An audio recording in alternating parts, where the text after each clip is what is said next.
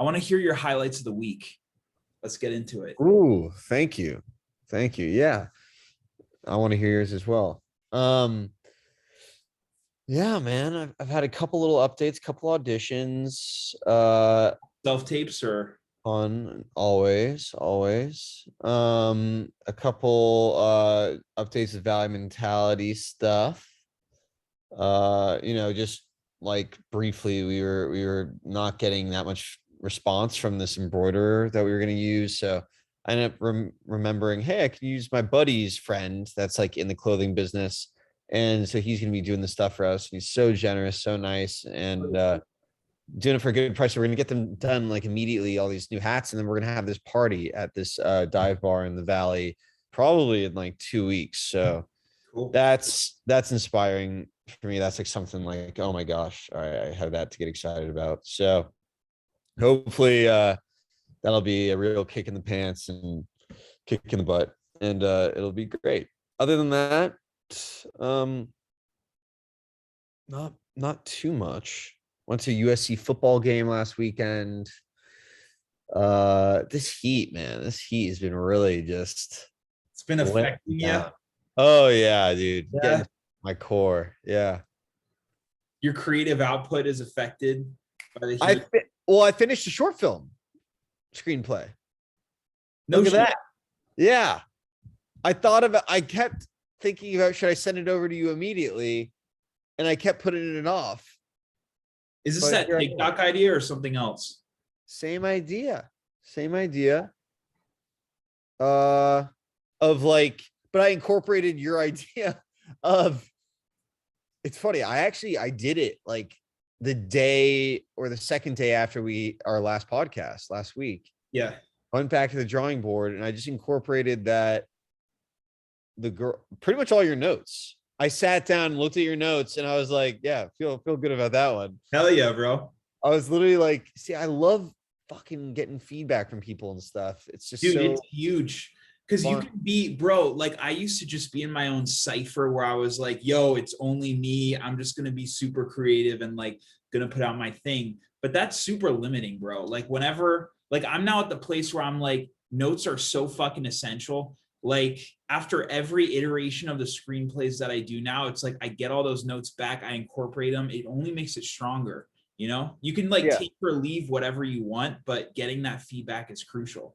Because how do you know what's gonna work? You know, totally. And I can imagine just from the jumping off point of like you wake up the next day and you see stuff to start with, and it might like, just encourage you in a certain way. So with this one, I mean, your note of that, hey, the girl, the main character, kind of has something on the guy. She's holding him ransom, basically, the boyfriend. And has like this like thing. I literally even incorporated your idea of like the Saw-esque electrocutor around his neck that he woke up with. Like a shot collar kind of thing. Shot collar, completely. And like that happens a few times where he tries to like test it. Because I kind of had fun with that idea. I'm like, oh, it'd be interesting to see like maybe he not even like extreme, like he tries to escape, but like maybe he just tries to like do something different and then just a little shock. And the shock's not enough to like, kill him necessarily, but it's just like, oh, like this is psycho. And then just seeing what I liked going through the motions of like, they have to drive to the person's house they've been tracking down, stole this stuff from her. And just driving, I put like, they had to drive out to like downtown LA or something, like 45 minutes away. And they're just like trying to figure out the location. I think there could be kind of like, some potential kind of awkwardness to trying to find someone who stole something from them. I don't know. I got to pull up the screenplay like tomorrow and go over it with you. Get it your way. That's sick, bro. That's really dope. Yeah, I'm excited to see the script and yeah, man, let's make it happen. Definitely. I love the idea. Yeah. You got on my end, bro, I think I've already pitched this to you, but the 31 Days of Halloween is happening. Ken and I are going to take a weekend I think it's like Non-freeform version, by the way, the one that's not on freeform, because they freeform has 31 Oh, days is of that Halloween. they stole our fucking idea? Are you kidding? Yep, they saw it at Holly Shorts by by No. Jacob, our video. Sports, Holly Shorts might as well on a good day. the And premier they said, you know festival. what? We're gonna take their title, 31 Days of Halloween. They have Damn, like bro. Nightmare Before Low Christmas, blow. Hocus Pocus and stuff. The fuck?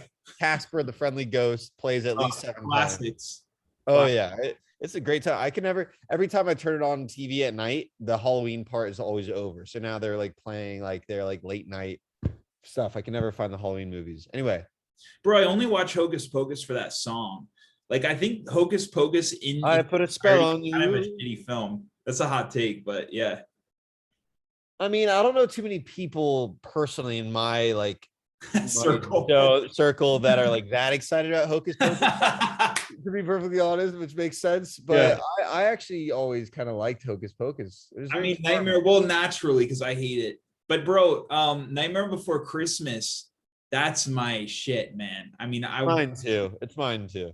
and dude, I went to the Hollywood Bowl like last year and saw them do it live with all the original singers and shit. And that was dope, bro. Like they had it on the big screen. It was a good time. That's amazing. Did you see the Netflix documentary thing where it's the making of Nightmare Before Christmas? No, dude. I gotta check that out. Yeah, the Netflix has this documentary series where they have a few different movies. Elf is another one of them, and they go behind the scenes and go with all the people. In Nightmare Before Christmas, it's a fascinating story. The Tim Burton's like good friend was this lead singer of a big band back in the 90s. I forget what it was. He was like this rock musician, and they started writing the music first for Nightmare Before Christmas. Yeah. And they would do the music, and then finally they're like, this music is inspiring everything. And then he asks the lead singer, hey, would you star as Jack Skellington in this too? He said, yes, of course.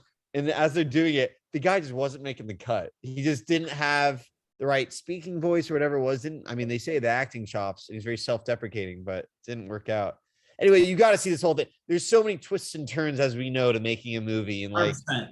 all these, it's like they almost didn't get made. And then it's so entertaining. That's crazy, bro. I want to rewatch Tim it. Burton is a guy, like he's always in the shadows. Like you always hear, like obviously he works with Johnny Depp all the time, but he's like this mysterious guy. But he's like he's made some of my favorite shit, like Corpse Bride.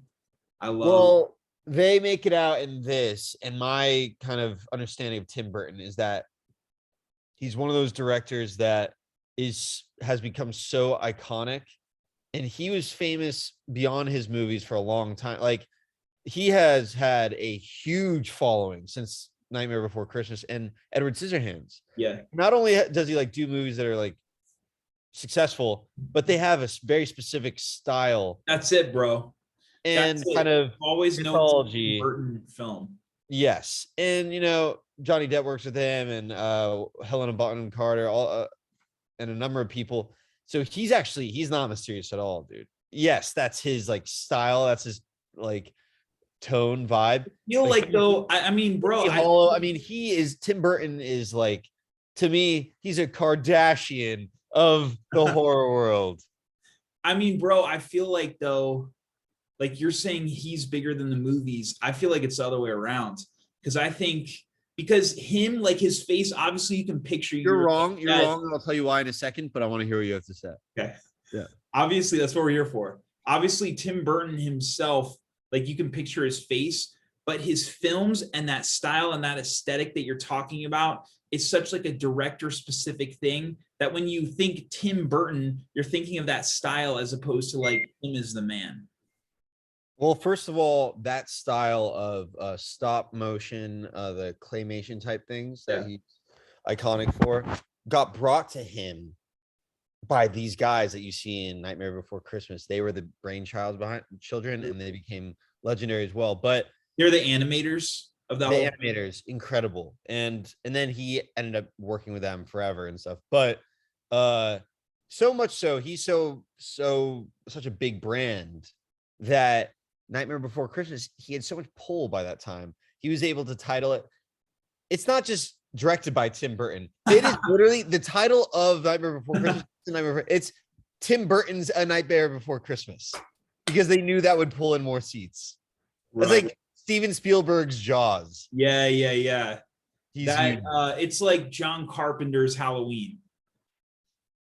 Is that a thing? Is that a It thing? is, yeah, which is surprising because he'd only done like I think a couple of small films before that. But I think because it was such a low budget, like that's the story. That's why I was able to pop it on there just because it was like whatever. People didn't think it would be big. Which sounds kind of badass in its own right. Hey, if it works, it works. I find that kind of funny in Tim Burton's thing. I think he had done just Edward Scissorhands. His story, they talk about his story of how he came up. He just started when he was like an intern at Disney, doing animation and stuff. He started in animation and he didn't quite fit in. His animation was like, he was obviously super talented, and he was already doing that kind of like freaky stuff, bizarre stuff back then, kind of more like gothic. And then he went on to do some other stuff, and then I think he made like a short film that went viral for back then, the equivalent to viral. And then anyway, I like how Jordan Peele works it as far as like incorporating his name into shit. He's like a terrifying new vision from Jordan Peele. I understand why they do that, but humbly, that to me comes off. I feel like Jordan Peele's so just feeling his oats right now, and also like not appreciating his comic history. Like I feel like he's so cashing in on like the cool. Because bro, he went back to after Get Out. I'm pretty sure he went back for another season of Key and Peele because he wanted to go back to his roots. I'm almost positive, dude. I love that. I'd be so well. Who knows if that's true? Who knows if that's like because he wanted to or because he was contractually obligated? Oh, true. Yeah. But let's just say it was because he wanted to like pay his respects and do a good thing. Yeah. I would love that if that's the case, but well, maybe who's the judge? So do you feel is it because you liked his comic stuff more, or is it because you think he's not like harkening back, like he has too much of an ego now, or like where is the hesitation for you at this point in his career?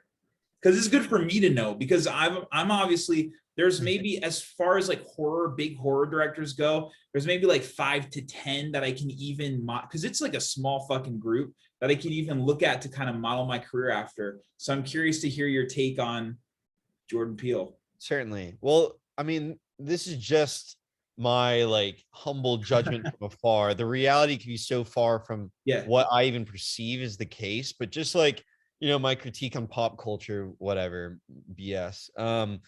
Just the sense that like he was such a talented comedy force. Mad TV, which people made fun of for so long. Mad TV was very underperforming, a poor man's version of Saturday Night Live. Yeah, he gets fortunate with Key and Peele, that blows up. And then, do you know, not to interrupt, but do you know his story behind Mad TV and his time there? No, not really. So I heard this on Tiger Belly. Have you ever checked? Bobby Lee's favorite pods? Yeah. Are you a big fan of that podcast? I've listened to a couple episodes because I love Bobby Lee, but I don't know. I mean, I haven't really done a deep dive, but I've seen like a few. Yeah. Go on. But yeah, there was this one episode they brought on Jordan Peele, and apparently he was on at the same time as Bobby Lee. That's where they first met up. That's how they became Mad TV. Mad TV. And apparently Jordan got this offer, I believe, to be on Saturday Night Live. Okay. Which is obviously like a step up at the time. Like even you can say what you want, but like it is as far as like audience engagement, whatever. SNL's iconic show. Yeah. So he got this offer to hop over to SNL, and his contract only had about 8 months left. But because the head of the show or whatever, or the network or whatever at the time, he just wanted to be a dick about it. And so apparently he said Jordan wasn't able to go over, and it created all this like beef and shit. And he's held that resentment all those years. And so that was his experience with Mad TV. But go ahead. So Jordan Peele has bad blood about Mad TV. Exactly. Yeah. What a shocker. It's just like so typical that someone that's like huge would have bad blood about their sort of like start, especially if it wasn't a good start, and especially in Hollywood, like everyone gets burned. Everyone gets burned, bro. And also, I don't think anyone forgets who burned them too. Like I like more though when I hear people kind of mend it, kind kind of like say like, hey, you know, it's water under the bridge. Is that just for like peace of Especially if you mind? become hugely successful. But what?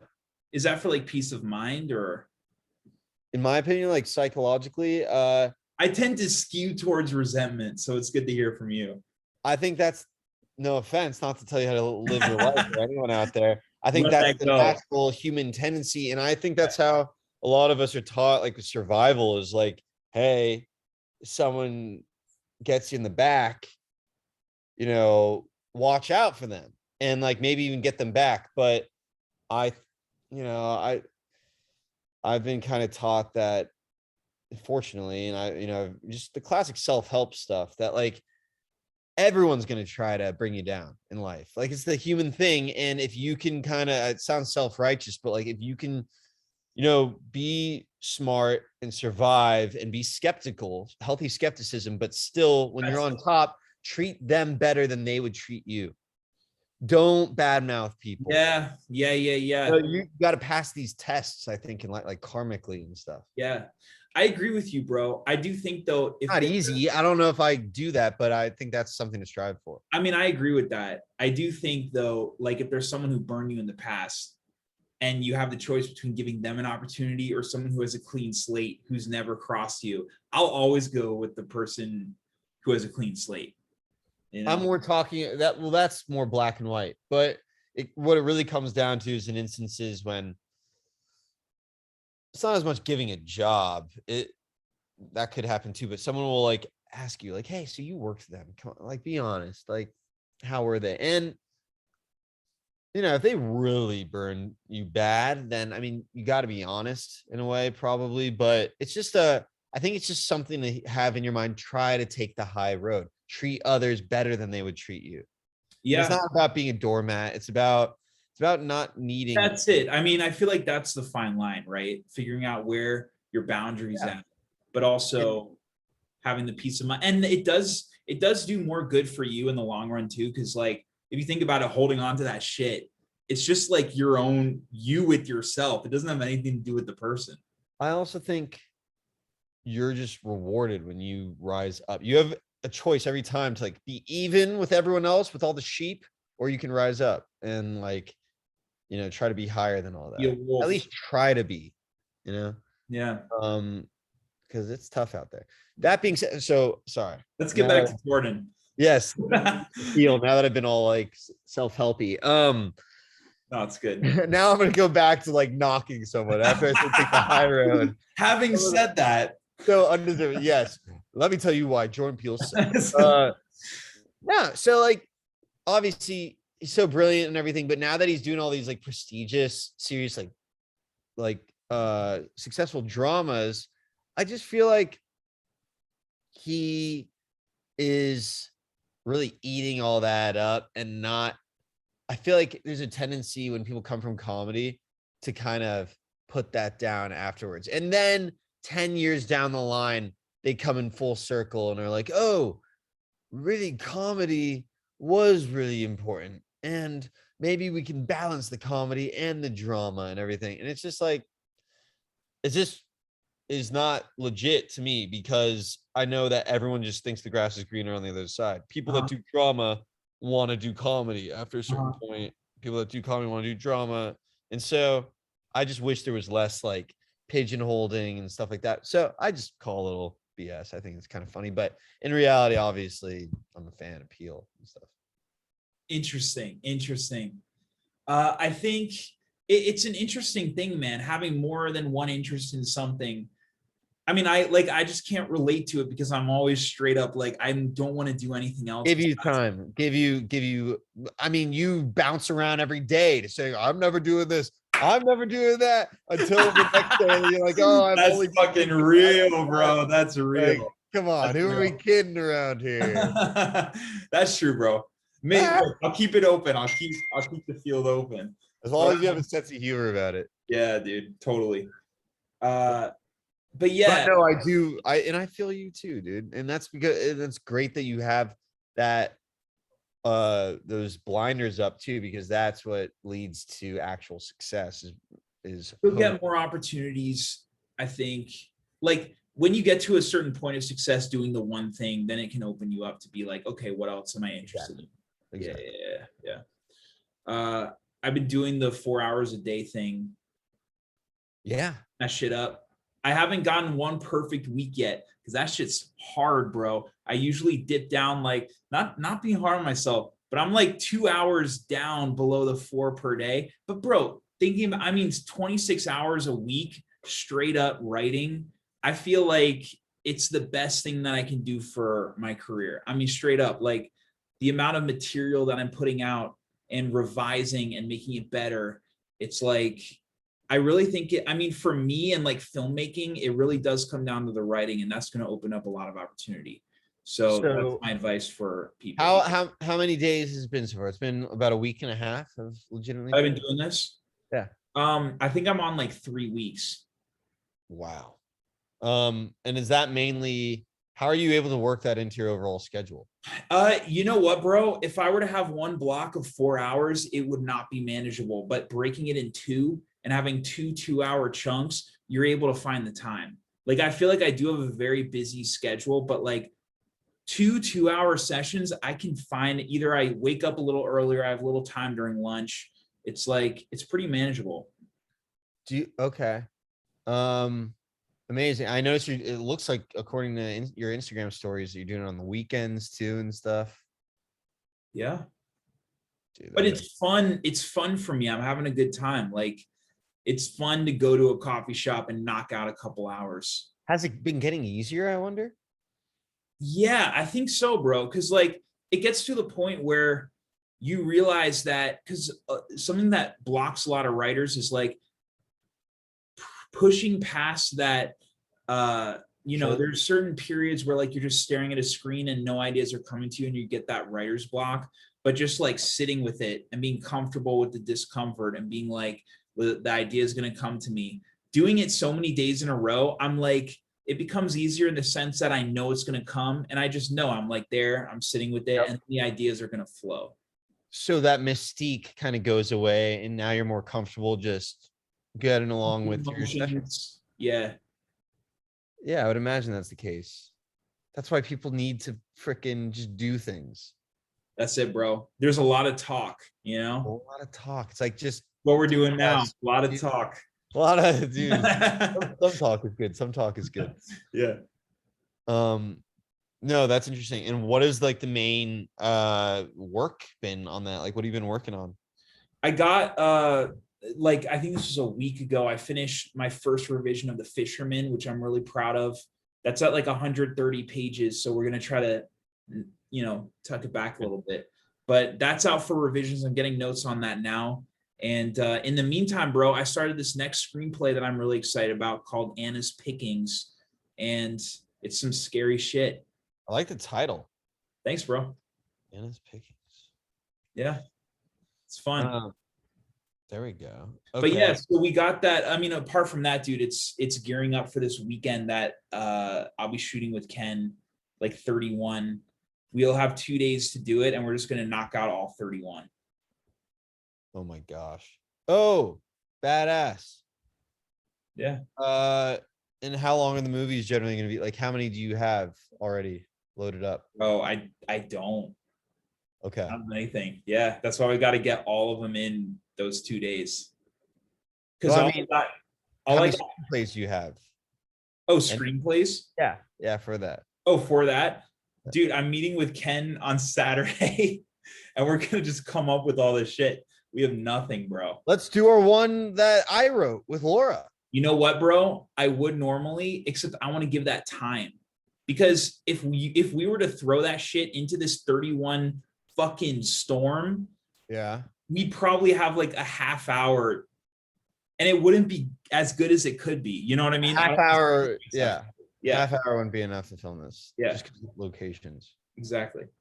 So we'll do yours, but I want to give it, like, if we're doing it, I want to give it its own day. Like, I don't want to lump it in with like we're doing 100 shorts. Yeah, I forgot that you have to do those in 2 days. Yeah. No, totally. Man, that'll be fascinating. It's a lot of movies to do in 2 days. I'm curious to see what, because I've been a little disappointed with like the YouTube algorithm lately, view count, all that shit. And if we post something every single day during October, I'm just curious as like an experiment to see if that makes any difference. Maybe it will, maybe it won't. I just listened to Mark Zuckerberg on Joe Rogan interview. Yeah. Yeah, I was surprised. I mean, well, no, I wasn't that surprised. What were the key insights you got from that? Honestly, there wasn't that many. For real? Yeah, he does. I don't listen to very much Joe Rogan, but this was like a 3-hour interview. You listened to the whole thing? Yeah, yeah, I think yeah, I actually did. Damn. And there weren't like any insights really? Any hot takes? Now I know Mark Zuckerberg surfs. He picked up surfing during the pandemic. It does jujitsu. You've got pin shit with him now.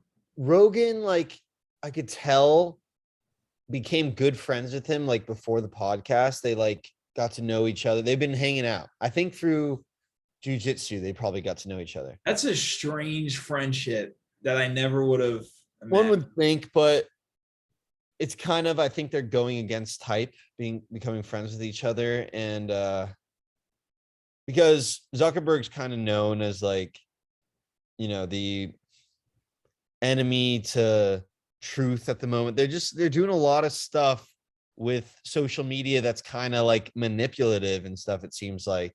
Yeah. And pushing agendas, and it's getting really like, it's not that great of oversight, it seems. So, and Rogan has the reputation these days of being a little bit more of like a politically libertarian, like, you know, he moved to Texas. He's a bit more like anti-woke. And so, but right. I think he's probably a smart guy that he just wanted to get face to face with Zuckerberg and, you know, asking about that stuff.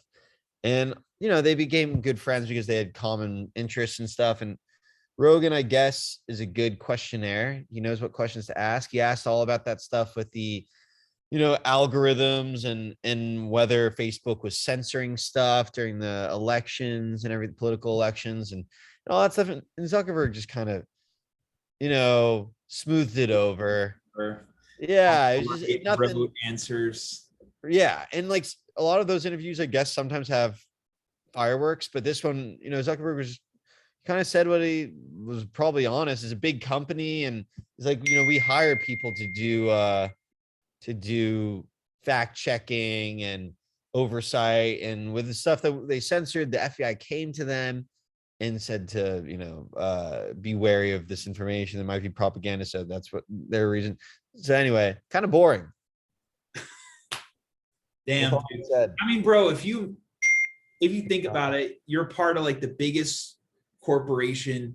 Anything with if you're too much steeped in like that corporate kind of machine, yeah, you become one of these, you know, diluted. Like it's hard to not become diluted. It's hard to not become less authentic. Yeah. It's like I mean, as far as being parts of corporations and being in that like culture, you know, I've never subscribed to that because I think like you have to be ultra politically correct. You put on this weird kind of voice, you talk different. It's like you've been watching Office Space too much. I mean, I think they brought this up. It's like once a company starts only worrying about profits and too many CEOs turnover and they get away from what they originally, the message was and what they tried to build. You know, he makes the point. I mean, he truly likes social media, Zuckerberg. Like their goal is to connect people. They want people to connect in a way. It doesn't just have to be in real life. It's like you might know more about a person even being online and stuff. So I can't disagree with that message necessarily either. So you know that guy, I think his name's Simon Sinek. Have you heard of him? He's got this book out called now for a while, but it's called I think Start With Why or something like that. And essentially it's like it's exactly what you're talking about, which is if you end up losing that core mission, that's like the actual purpose of what you were setting out to do, that's like a good reason, a good purpose behind it, that's motivating, it's easy to skew into like the, oh, how much did we make quarter 4? That's not inspiring like that. And that leads to a culture that is less it's so just like sorry. a culture that's less, authentic and inspiring and moving forward and innovating. And I mean, coming from, I know when we've got this production company that's actually making moves and we're making wide release features and all that shit, we can never lose sight of like, we want to make the best, scariest horror films, as opposed to like, oh, we made this many millions of dollars this one, how can we make that much in this next one? Then you just lose the sight of like the quality, and eventually everything kind of goes downhill. It's like anything else, it's a balance. Obviously, the things that will turn over more profits, if that's aligned with the company's goals, are making things the most scary, making things the most successful. And then, creatively, the brand or the vision might change, obviously, but it's complicated. I've been watching a lot of CNBC lately. Hearing about business, dude. On a slightly different note, something kind of crazy. I just watched, after Monday or Thursday Night Football season opener of NFL. Rams played tonight. They got whooped. I watched my cousin Grace, her new show that she started. Your cousin Grace? That's not the name of the show. You have a cousin. Have we not talked about my cousins that are like actors lately? No. Wow. That is. What's the series? What's the show? I feel like we have. So my cousin's 26, might be 27, from New York, and she's been acting for a while now, and she's doing well. She's starring in a Hulu show called Tell Me Lies. I think I've seen like a poster for that or something. Yeah, they're everywhere. She's the lead. She's the lead. That's huge, bro. Good for her. Right? It's so exciting. And she's been the lead in a couple things coming up, but this is like, I mean, this is potential. Yeah, I mean, this is like kind of the vibe is like normal people, that kind of romantic, almost like 50 Shades of Grey style, like love show that was in the UK, and that blew up. It was huge. And then Hulu seems to keep doing these shows, and so this one's also based on a book. Just watch the first episode, and once you get past watching your cousin in sort of like a very, that must be trippy, bro, very saucy show. Yeah. Oh yeah. She's also about like my younger cousin. We grew up together. I've known her since she was a little girl. Yeah. So, but I mean, she just acts her socks off. Like she depicts a very specific character, and the show, like, I like the overall. I like a lot of things that it brings to the table. It's kind of a fun little twist and stuff about college, which is cool. What a great thing, man. Congrats to her. It's cool because also you like growing up with her and everything, and being able to then see her in this series. It's like that brings it close to home. That's like a tangible thing of like, yo, like this could be me, Yeah, if she can do it, why not me? Yeah, hell yeah, dude. And it's just exciting to see people that that are definitely normal. There's nothing like, it's not when they were a kid like, oh my gosh, they possess this hidden talent that was so different than everyone else. Right. They're as normal as apple pie. And he like probably works so hard and everything. Like, I know how hard she works, but she, just like it's just cool to see people get successful. So totally, it's good shit, man. Yeah. I saw, the thing I watched is The Patient, which I've been excited about for a while. Steve Carell and Domhnall Gleeson. Yeah, dude. Did you see Hulu, it? Right. I read a couple of reviews for it. I like Domhnall Gleeson, so I was curious. The reviews canned it, but the trailer looks cool, I think. What'd you think? The reviews canned it, really? Yeah. The ones I fucking loved it. I thought it was really entertaining. Yeah. I watched like all 3. There are only 3 that are out. Yeah. I watched them all like the first night. That's kind of cool to hear. Yeah. Because I thought Steve Carell looked really cool and stuff too. Yeah. Dude, and I love seeing Steve in these like serious roles, but that are also right for his type. It's a good Like, point. like it doesn't feel like he's just trying to like he was like, I want to do like this, drama or whatever. It's like it really works for him, but it's in this role that's like not a comedy, It's genuinely interesting too. It's about Totally, like bro. he kidnaps the therapist, right? 100%. And Donald Gleason also, bro, I fucking love Donald Gleason. Like I've seen him in like a few things, but being able to see like how, especially in this role, it's so different from anything he's ever done. And he's just like a really talented actor. He always plays that sort of like trepidatious, sort of like neurotic like guy though, doesn't he? I mean, I think neurotic, yeah. But like I've seen the one that I've watched so many fucking times is that rom-com with Rachel something. Fuck, what's it called? About Time. Time. You've seen that a bunch of times. I love that. Bro, I fucking love About Time. Dude, I was a fan too, as we've discussed. That's so funny. It's a great movie, dude. You're the only person that I've talked to that like goes back time and time again to that. Yo, so very charming movie. Rachel McAdams. It's such a feel good. I feel like people don't think of Rachel McAdams in that movie. I mean, I know I definitely don't. Oh no, I mean, from that standpoint, yes, the guy can act his socks off. Like he's a charming guy in that / kind of like bubbly and a cornball that doesn't get the girl. And then, to see him play a kind of sociopath is epic. Dude, that director of About Time was the same guy who did Love Actually. Richard Curtis. Richard Curtis, yes, of course. That's Richard Curtis. Well, because Hugh Grant, I just heard him yesterday. Oh yes. He says, Richard was a proper romantic. He's sort of poor old Richard. He was always falling in love and getting sort of rejected all the time. And so, he sort of saw the character as himself, really. Dude, he's unreal, and he's got talking about directors who have like that specific style. It's that's like, true.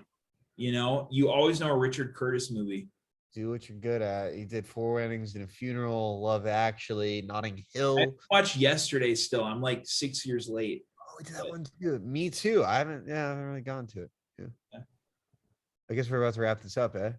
Yeah, I guess we're forced to. Maybe one day we'll upgrade. Who knows? It's an hour length. All right, brother. Like view count. And then I'll talk to you about the screenplay and stuff midweek. Do it, bro. Let's make that happen. Sounds great, brother. Have a great catch it up. It felt brief, but yes. Have a good week, man. Talk soon.